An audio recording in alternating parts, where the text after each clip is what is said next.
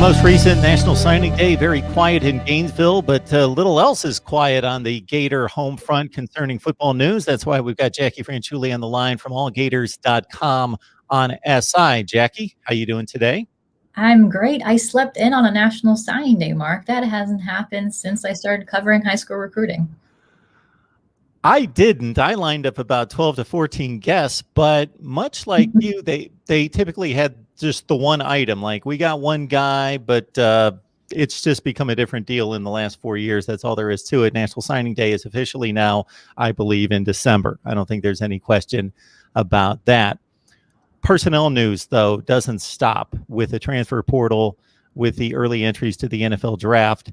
DeMarcus Bowman gained so much attention when it was announced a few weeks ago that he was moving from Clemson as a five-star running back to Florida. Some other transfers that were just added to the roster here in the last maybe 48 hours: Dylan Meeks from Akron, Daquan Newkirk, Auburn, and Antonio Shelton from Penn State. So the significance of these additions. Right. So first off, DeMarcus Bowman, how many times when I've been on your show, Mark, have I said that Florida needs to keep guys talented like DeMarcus Bowman in state in order to win those recruiting battles and in order to say they picked up another level of their recruiting? And here we are. They picked him on the transfer portal. And to be fair, Dan Mullen and his staff have done a great job adapting to the transfer portal.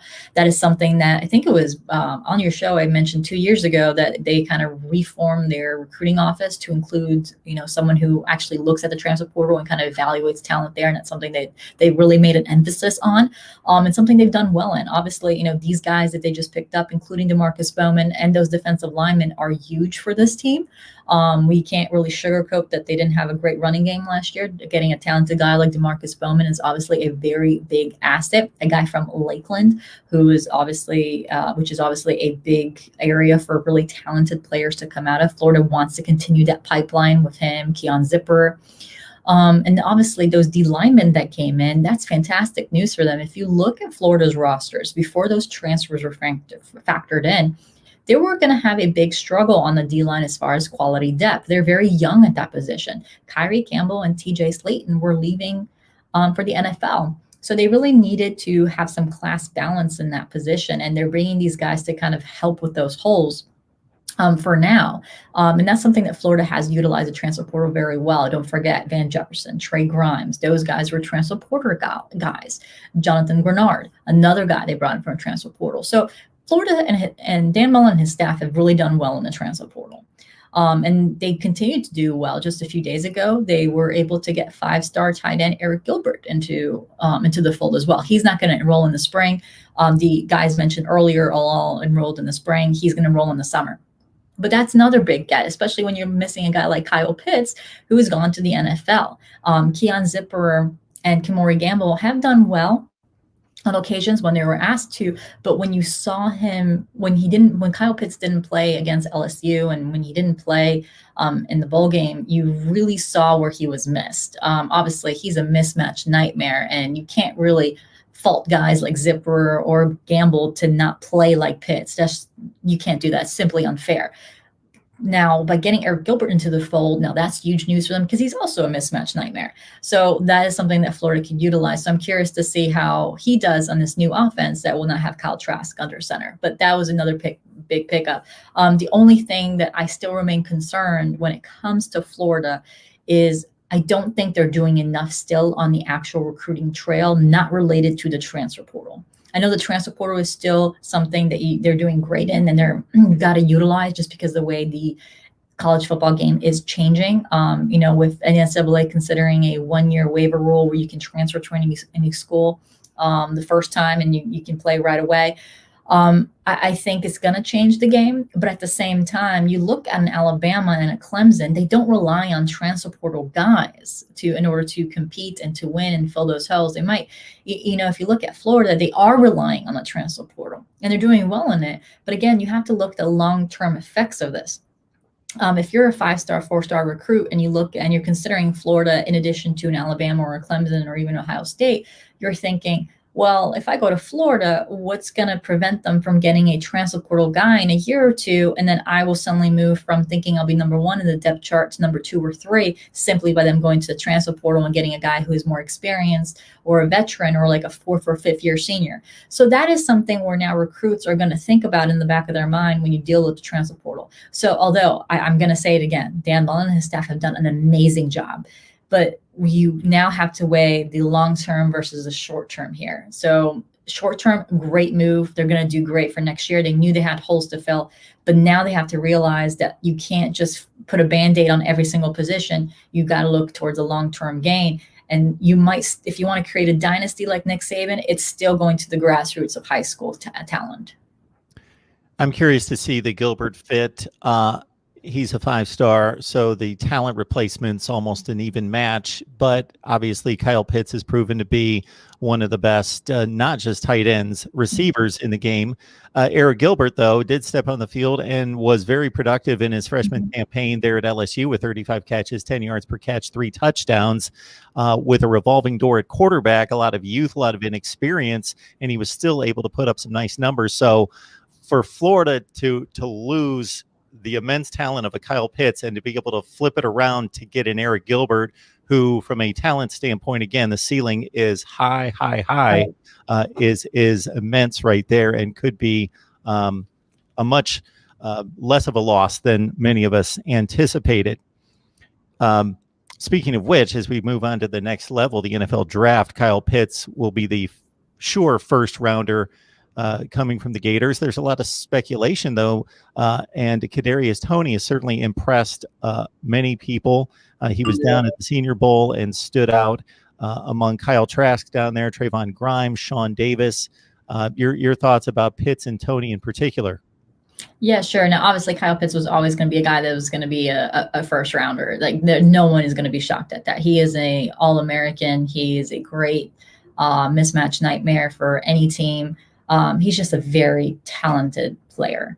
So no one is going to be shocked that NFL teams are considering him to go in the first round. Now, if you had asked me maybe 2 years ago, 3 years ago, if Kadarius Toney would have been a first rounder, I probably would have said maybe if he were to develop a little bit more, because I still felt like he was one of those gadget players, maybe like just 2 years ago, because he was just someone that didn't stick to the playbook, and that's great in one way and it's great in the other. I still remember Felipe Franks and Kyle Trask having to be forced to block for him because he went away from his blockers on a couple of plays, and sometimes he would run like 50 yards and gain like 2 or even lose 10. But that changed this past year. He really developed really well. He really learned how to be an all-around wide receiver. Billy Gonzalez did a great job of helping him develop, and Kadarius Toney did a great job of staying disciplined and kind of sticking with it. And he developed into a really good wide receiver. He was a huge weapon for Florida across the field for the Gators this year, also on special teams. And I think he's been very disciplined this past year. And I think NFL teams have noticed that change. And in the Senior Bowl, he did very, very well. So I think Kadarius Toney might sneak in the first round. I would be shocked if he drops too much in the NFL draft. I think he's definitely a player that could do very well in the NFL. And he has shown that he can learn. I think that's the biggest thing, is when you get a player like this, you've got to show that you have discipline. You got to show that you have an ability to be coached and develop. And I think that's what he did, which is why his stock was raised. I'm a stats nerd, Jackie. So Kadarius Toney's 120 career receptions. I'm going to go scurrying after our conversation to the Florida record book, because that's got to rank extremely high. I got to think 4 full years, caught 70 balls this past year. And again, 120 for the career has to be top 5-ish, I would think. Yeah, no, and look at those numbers that you just said. Most of those catches came in his last year. That's how much he developed into a great player towards the end of his career. And that's just the effort that he put in and the maturity and the discipline that he developed over the course of his Florida career. Trayvon Grimes also had good reports coming out of the Senior Bowl week, and in particular during the game, he was 5th in receiving between the two teams among 20 wide receivers there. Sean Davis, I saw where he was working a little bit at cornerback, even though he was primarily a safety there at Florida. So some interesting prospects for the Gators there. for the NFL draft coming up at the end of April. Mark Rogers TV, the voice of college football, breaking down the game we all love each and every day. Best discussion, debate, and analysis. That's the mission. Got Jackie Franchuli on the line, allgators.com on SI. Well, there's been some recent coaching shakeups that you'll have to sort out for us, especially on the defensive side. Yeah, Florida's been busy on as far as coaching changes. It was something that happened pretty quickly after the bowl game. Both Ron English and Torian Gray parted ways with Florida. Dan Mullen did hire 2 DB coaches, and Jules Montanar and Wesley McGriff.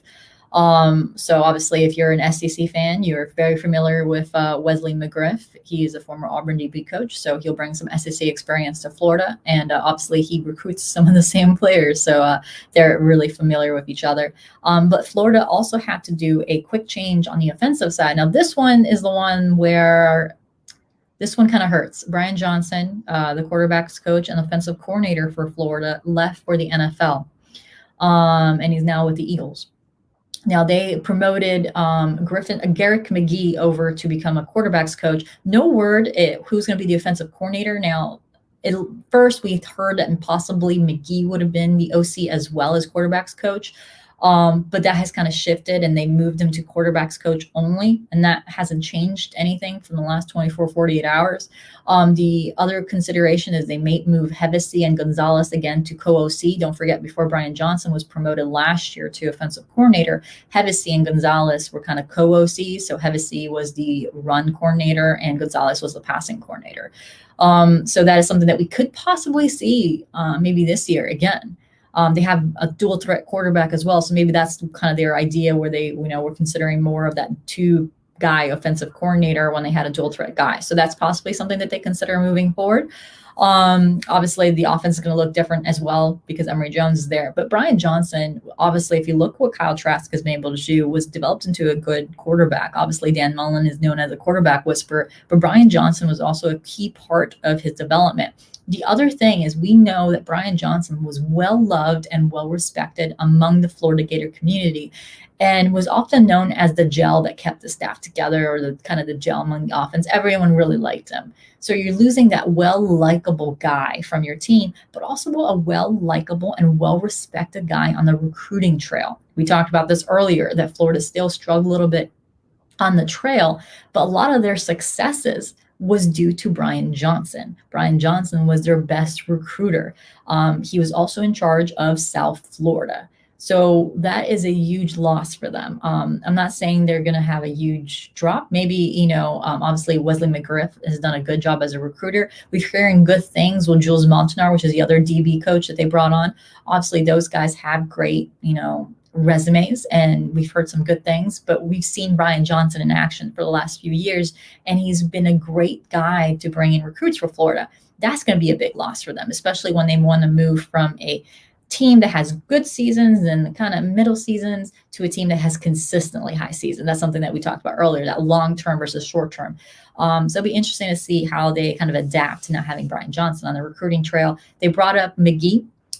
He was an analyst for Florida, so he was promoted within the program, and they actually announced that maybe like a couple hours after the Brian Johnson move. So something that they were already planning. They kind of figured that Brian Johnson was going to leave in the off season. We already heard that he was having, interviews for several head coaching jobs in the college football ranks, like South Carolina and Boise State. So they were prepared for this. McGee does have experience. He's obviously coached 1 year Lamar Jackson and Louisville. So he has offensive experience and, becoming OC. So he definitely has the resume for it, but it's going to be interesting to see how he handles the recruiting trail aspect, especially how recruiting has changed the last few years. And we're still in the middle of the pandemic. I know we mentioned earlier how it was a quiet National Signing Day. And honestly, it was quiet too, because we are in the middle of the pandemic and kids aren't allowed to take official visits. Usually around this time, we have a few kids still holding out on their decisions because they're able to take official visits in January. Some kids don't like taking visits during their football season, so they wait till January to take them. They can't do that right now. So we're interested to see how these guys still adapt. Florida, I talked to you about this during early signing day. Florida benefited a little bit from the pandemic and the rule changes to kind of accommodate, because a lot of the guys they were able to sign, like Corey Collier, visited Florida like in 2019 in the summer for a 7-on-7 tournament. But because there's no official visits, some of these recruits were not able to visit the Clemsons or the Alabamas or, the Ohio States because they couldn't go on an official visit. And a lot of these kids rely on those official visits to visit those schools. So Florida benefited from it. There's a lot of things that we say that Florida was hindered by the pandemic, but a lot of those in-state kids, they were able to visit Florida as a freshman or a sophomore because it was close to, because they don't have to travel that far. Florida benefited. A lot of the in-state schools, if you look across this country, benefited from that. So Florida did pick up those guys. Now the question is, what's going to happen when official visits start going up again? So a lot of questions for 2021. Yeah, what you're saying makes total sense. I've made the same statement a number of times. I don't have the metrics to back it up, but it sounds like you've looked into it a little bit, that the schools that have the talent right there in their own backyard are going to benefit from this versus the schools that have to go thousands of miles away to get and gain most of their impact players, like Nebraska. Nebraska is probably the classic example that goes to South Florida for players, that goes to California, that goes to Texas, and is very limited by that. Where Ohio State, they're in the same boat to a certain extent, but the name brand has carried them. Plus, Ohio is a better football playing state than Nebraska. But yeah, Nebraska's in a difficult position. But Florida staying home, if they can continue to take advantage, and then transition to normal life, hopefully again, continue the recruiting prowess. We got Jackie Franchuli on the line from allgators.com on SI, talking up the Florida Gators. Jackie, I hate college football scheduling. I love to talk about it, and that's probably the reason. I love to rant and rave about it, and coming up next week, I'm going to release my fix for college football scheduling. But as it stands right now, I don't think anybody's going to be implementing my changes for 2021. We've got a Gators schedule that includes a very Florida-centric theme to it, out of conference against FAU and South Florida out of the gate, and of course, the annual rivalry game against Florida State to close the season. But there's a game 3 encounter that may cause a little bit of buzz against Alabama. Right. That game, I think everyone circled on their calendars. But I just want to make a note. I kind of missed the All SEC schedule already. I think we were spoiled in 2020. I know it was a weird season, but I loved having an All SEC conference. It was conference schedule. So I didn't miss those cupcake games. But the yeah, cupcake games, no, of course, not the cupcake games, but you don't miss the big matchup against a non-conference foe or the Florida State game. See, I did miss the Florida State game, but at the same time this year, it's Florida State. Yeah, they're down. It was not going to be a good game. It was going to be, again, no disrespect, it was going to be a cupcake game. Just at the level that Florida was playing compared to Florida State. But I just really liked the SEC schedule. I thought it was great seeing Texas A&M and Florida play against each other. I also love the fact that we got to see Felipe Franks play against Florida 1 year after he transferred. We never thought we were going to see that storyline. And so those are things I will miss. But the Alabama game is certainly one that I feel like kind of ties back to everything we've been talking about, is to see how far Florida has really come. And I know a lot of people were saying, well, the Alabama and SEC championship game shows how far Florida has really come. And I say not really. I think what we're going to see is the big struggle and challenge for any college football team to have continuity is to see if they can reload year in, year out. Obviously, Alabama, Clemson, Ohio State have figured out the way to do it. They've been reloading every year, and they're always in playoff contention and national championship contentions. Then they always have like a second 5-star rate waiting in the depth chart. Florida doesn't have that. And this is where we're going to see how they really have come far, because in the SEC championship game, they played Alabama pretty tightly. It was a good game. It was a very competitive game. 1 year later, when Florida has lost, Kyle Pitts, Kadarius Toney, Kyle Trask, after they miss all those guys, Trey Grimes, all those guys from the offense, and they're, rebuilding a new offense under a new quarterback, Alabama is losing, Heisman candidates, 2 Heisman candidates. So when you look at that, and Heisman winner. So when you look at that, if Alabama beats Florida convincingly, you say, yeah, Florida has a long way to go. If it's a close matchup between the teams, you can say that Florida is finally there. Even if they lose, that you can say that Florida is finally getting to that point. It's a work in progress, but if Florida and Alabama play close, that means whatever Dan Mullen is doing in Gainesville is working. Obviously, you want them to win if you're a Florida fan, but you have to, take some positives from that, because that's going to be where you're going to kind of see the progress. That's your barometer. If it's close or if you win, that means you're on the right track. If you lose by a lot, that means there has to be something changed, because obviously you're not going to reach the playoffs if you don't figure out what's going wrong. And again, it goes back to recruiting. Are you doing stuff that's short-term or long-term gain? If transfer portal is short-term gain, maybe you need to reevaluate having so much emphasis on the transfer portal and just rely it for maybe 1 or 2 players rather than, what is it?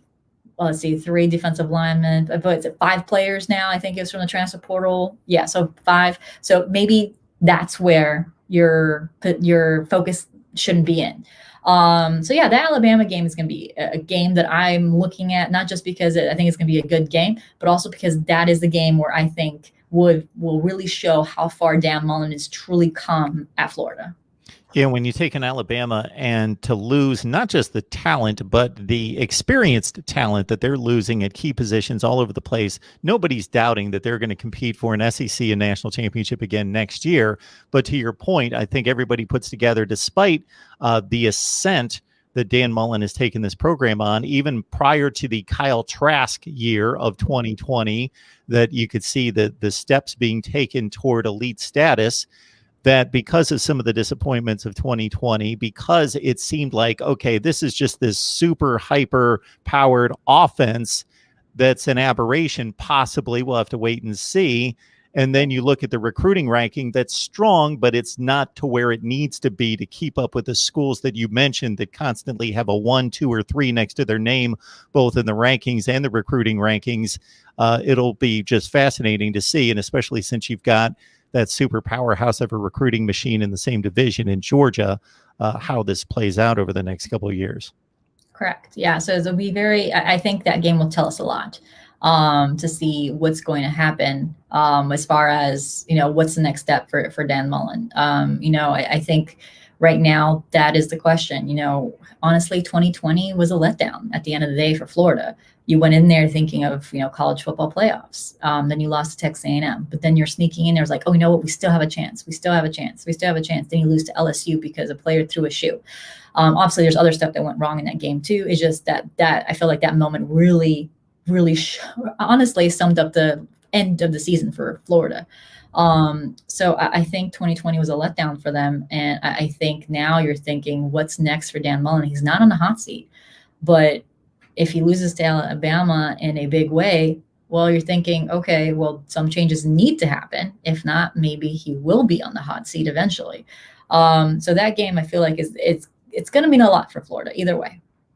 The pluses and minuses for the 2020 version of Florida football were so egregious on either end of the spectrum. On the positive side, you beat Georgia. You finally win the East. You get to the championship game. You don't beat Alabama, but you give them by far their toughest game of the season. Mm-hmm. Opposite side, some of the Dan Mullen hysteria and theatrics, plus the end of the season, the Cotton Bowl letdown, and of course, probably more so than anything, what you just pointed to, the shoe throwing against LSU that cost them the game. Yeah, I think Florida got hit a lot national perception wise for 2020. Florida went from being, honestly, that year should have been, Florida was the darling of the media. With what they had on offense, they should have been the darling of the media. Kyle Trask is one of the most likable guys I've ever interviewed, and yet no one really focused on Kyle Trask until towards the end of the season, really. Because there was so much other stuff to talk about Florida, which is a shame, really. But yeah, Florida became the villain of 2020. You can hear the obvious insight into Florida football and the recruiting, the personnel, the coaching changes, everything involved with the Gators. So please join Jackie on allgators.com on SI. Jackie, we always appreciate you stopping by, breaking down Florida football for us. Thanks for having me, Mark.